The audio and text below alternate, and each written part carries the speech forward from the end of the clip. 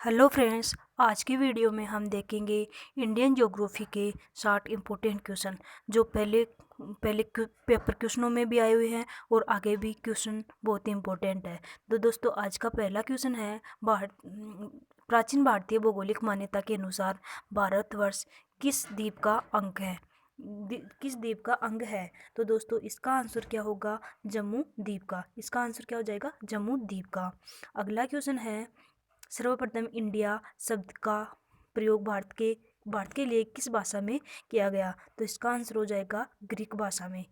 अगला क्वेश्चन है, भारत की मुख्य भूमि की दक्षिण सीमा क्या है? तो इसका आंसर क्या हो जाएगा? 8 डिग्री 4 मिनट उत्तरी अक्षांश इसका आंसर हो जाएगा।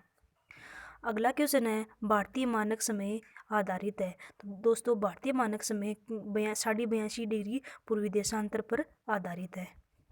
अगला क्वेश्चन है, भारत का प्रमाणिक समय उस स्थान का स्थानीय समय है जो स्थित है। तो दोस्तों, इसका आंसर हो जाएगा इलाहाबाद के समीप। इलाहाबाद के नैनीताल से ये गुजरती है। अगला क्वेश्चन है, इंडियन स्टैंडर्ड टाइम और ग्रीनविच मीन टाइम में कितना अंतर है? तो इसका आंसर हो जाएगा 5.5 घंटे का अंतर है। अगला क्वेश्चन है, भारत का ध्रुव दक्षिण भाग की भूमध्य रेखा से दूरी पर स्थित है। कितनी दूरी पर स्थित है? तो इसका आंसर क्या हो जाएगा? इसका आंसर हो जाएगा 876 किलोमीटर। 876 किलोमीटर इसका आंसर हो जाएगा। अगला क्वेश्चन है, भारत की स्थानीय सीमा की लंबाई कितनी है? तो भारतीय स्थानीय सीमा की लंबाई कितनी है? 15,200 किलोमीटर है। अगला क्वेश्चन है, द्वीपों सहित भारत के तट रेखा की लंबाई कितनी है? तो इसका आंसर हो जाएगा सी, 16.5 किलोमीटर। अगला क्वेश्चन है, भारत की उत्तर से दक्षिण तक की लंबाई कितनी है? भारत की उत्तर से दक्षिण तक की लंबाई कितनी है? तो इसका आंसर हो जाएगा 3,214 किलोमीटर। 3,214 किलोमीटर।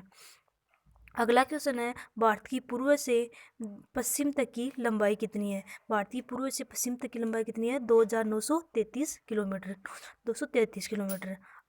पूर्व से पश्चिम तक 2,933 और उत्तर से दक्षिण की 3,214 किलोमीटर। अगला क्वेश्चन है, भारत की तटरेखा की लंबाई कितनी है? तो दोस्तों, भारत की तटरेखा की लंबाई कितनी है? 6100 किलोमीटर।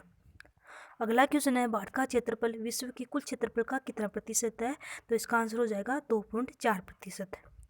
अगला क्वेश्चन है, भारत के कुल क्षेत्रफल का कितना प्रतिशत भाग पर्वतीय क्षेत्र जो मध्य समुद्र तल से 21-35 मीटर या अधिक ऊंचाई पर स्थित है के अंतर्गत आता है? तो दोस्तों, इसका आंसर क्या हो जाएगा? इसका आंसर हो जाएगा 10.7%। 10.7%। अगला क्वेश्चन है, संपूर्ण भारत के कितने प्रतिशत भूभाग पर पर्वत और पहाड़ियों का विस्तार है? तो इसका आंसर क्या हो जाएगा? इस 29.3% पर। 29.3% पर। अगला क्वेश्चन है, संपूर्ण भारत के कितने प्रतिशत भूभाग पर पठार का विस्तार है? तो इसका आंसर हो जाएगा 27.7%। अगला क्वेश्चन है, संपूर्ण भारत के कितने प्रतिशत भूभाग पर मैदान का विस्तार है? तो इसका आंसर क्या हो जाएगा? 43%। 43% भाग पर मैदान स्थित है भारत के। अगला क्वेश्चन है, भारत की प्रादेशिक जल सीमा समुद्र तट से कितनी समुद्र की मील की दूरी पर है? समुद्री मील की दूरी पर है। तो इसका आंसर क्या हो जाएगा? 12 मील की दूरी पर। 12 मील की दूरी पर। अगला क्वेश्चन है, भारत का संलग्न क्षेत्र प्रादेशिक जल सीमा के आगे कितने समुद्री मील की दूरी पर है? तो इसका आंसर 24 मील की दूरी पर। दोस्तों, ये टॉपिक वाइज क्वेश्चन है जो एग्जाम की दृष्टि से बहुत इम्पोर्टेंट है। अगला क्वेश्चन हम देखेंगे, भारत का एकांतिक आर्थिक और संलग्न क्षेत्र के आगे कितने समुद्री मील की दूरी तक है? तो इसका आंसर हो जाएगा 200 मील की दूरी तक। 200 मील की दूरी तक। अगला क्वेश्चन हम देखेंगे कि भारत में कितने राज्य समुद्र तट रेखा में स्थित है? तो इसका आंसर क्या हो जाएगा? 9। आगे हम क्वेश्चन देखेंगे, भारत में निम्नलिखित में से किस राज्य की तटरेखा सबसे लंबी है? तो सबसे लंबी तटरेखा किस राज्य की है? तो ये हो जाएगा गुजरात की सबसे लंबी तटरेखा है। अगला क्वेश्चन है, निम्नलिखित में से भारतीय राज्यों में से किससे होकर कर्क रेखा नहीं गुजरती है? तो कर्क रेखा किससे होकर नहीं गुजरती है? तो इसका आंसर क्या हो जाएगा? उत्तर प्रदेश। इसका आंसर हो जाएगा उत्तर प्रदेश। अगला क्वेश्चन है, कौन सी अक्षांश रेखा भारत के मध्य से होकर गुजरती है? तो इसका आंसर हो जाएगा कर्क रेखा। अगला क्वेश्चन है, कर्क रेखा भारत के कितने राज्यों से होकर गुजरती है? तो कर्क रेखा भारत के कितने राज्यों से होकर गुजरती है? 8 राज्यों से होकर गुजरती है। कितने राज्यों से? 8 राज्यों से होकर गुजरती है। अगला क्वेश्चन है, निम्नलिखित में से किस राज्य से होकर कर्क रेखा नहीं गुजरती? तो इसका आंसर क्या हो जाएगा? इसका आंसर हो जाएगा ओडिशा। ओडिशा से नहीं गुजरती है। इसका एक ट्रिक है, गुरु पवित्रम सज्जम, ये ट्रिक है जो मैंने पहले वीडियो डाल दिया उसमें है, तो आप देख लेना कि कर्क रेखा किस किस राज्य से होकर गुजरती है। आगे क्वेश्चन देखते हैं, भारत का वह राज्य जिससे होकर कर्क रेखा गुजरती है। तो कौन सा राज्य है जिससे होकर कर्क रेखा गुजरती है? तो वो कौन सा हो गया? झारखंड। इनसे नहीं गुजरती है, झारखंड इसका सही आंसर हो जाएगा। अगला क्वेश्चन है, भारत का दक्षिणतम बिंदु कौन सा है? तो भारत का दक्षिणतम बिंदु कौन सा है? इंदिरा पॉइंट। इंदिरा पॉइंट।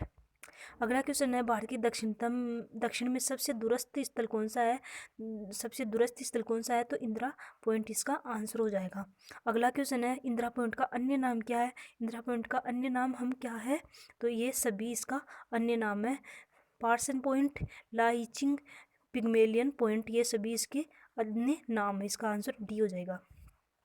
अगला क्वेश्चन है, निम्न में से कौन सा स्थान भूरेखा के निकटतम स्थित है? तो इसका आंसर हो जाएगा इंदिरा पॉइंट। अगला क्वेश्चन है, भारतीय भूमि का सर्वाधिक उत्तरी भाग कौन सा है? सर्वाधिक उत्तरी भाग इंदिरा कोल है। अगला क्वेश्चन है, भारत का दक्षिणतम स्थान इंदिरा पॉइंट निम्न में से कहाँ से होकर गुजरता है? तो इसका आंसर हो जाएगा अंडमान निकोबार द्वीप समूह से। अंडमान निकोबार द्वीप समूह से होकर अंडमान निकोबार द्वीप समूह में स्थित है। भारत का दक्षिणतम स्थान इंदिरा पॉइंट अंडमान निकोबार द्वीप समूह में स्थित है। अगला क्वेश्चन है, भारत की मुख्य भूमि को रामेश्वर द्वीप से कौन अलग करता है? तो कौन पबन चैनल अलग करता है? कौन पबन चैनल अलग करता है? अगला क्वेश्चन है, आदम का पुल में से किन दो देशों के मध्य स्थित है?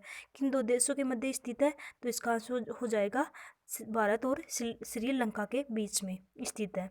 अगला क्वेश्चन है, निम्न द्वीपों के युग्मों में से कौन सा एक 10 अंक जलमार्ग द्वारा आपस में पृथक होता है? तो इसका आंसर क्या हो जाएगा?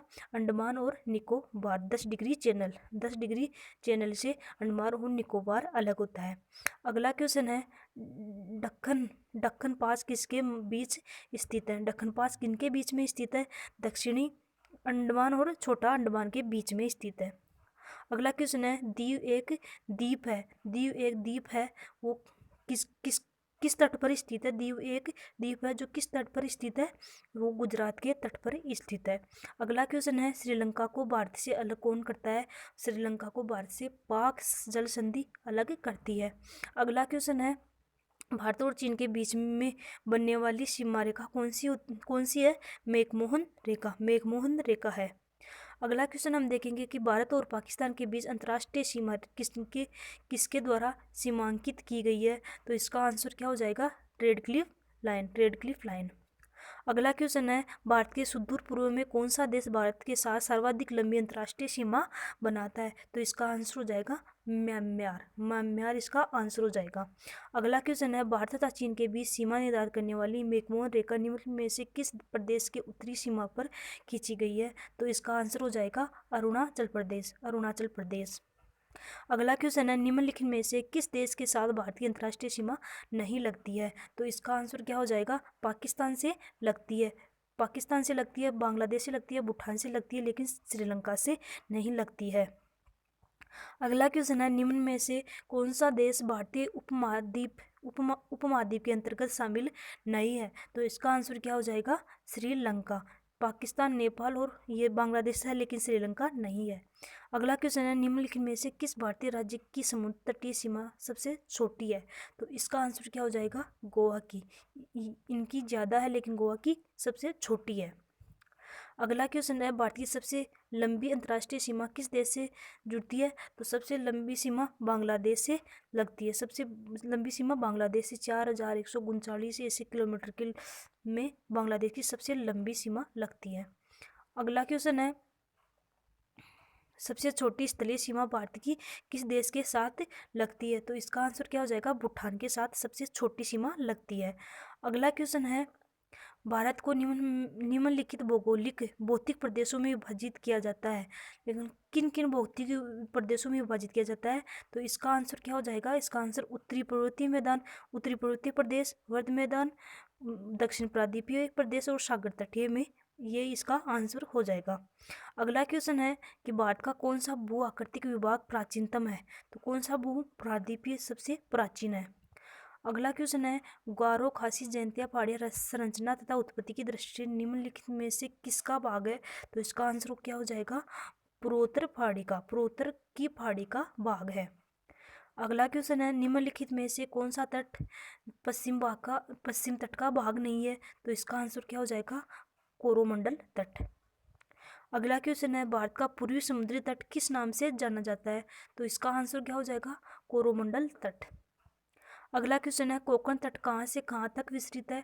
तो कोंकण तट कहाँ से कहाँ विस्तृत है? गोवा से दमन तक स्थित है। अगला क्वेश्चन है लक्षद्वीप समूह के द्वीपों की उत्पत्ति निम्न में से किस प्रकार की हुई है? तो लक्षद्वीप के द्वीपों की उत्पत्ति निम्न में से किस प्रकार की हुई है? तो इसका आंसर क्या हो जाएगा? परवाल उत्पत्ति से इसकी उत्पत्ति हुई है। अगला क्वेश्चन है भारतीय क्षेत्र में स्थित दो ज्वालामुखी द्वीप कौन से हैं? तो भारतीय क्षेत्र में स्थित दो ज्वालामुखी कौन सी है? बेरन और नारकोडम। बेरन और नारकोडम है। अगला क्वेश्चन है न्यू मूर द्वीप कहाँ स्थित है? तो ये बंगाल की खाड़ी में स्थित है। अगला क्वेश्चन है निम्नलिखित में से कौन सा एक द्वीप है? तो इसका आंसर कौन सा? पांडिचेरी एक द्वीप है। पांडिचेरी एक द्वीप है।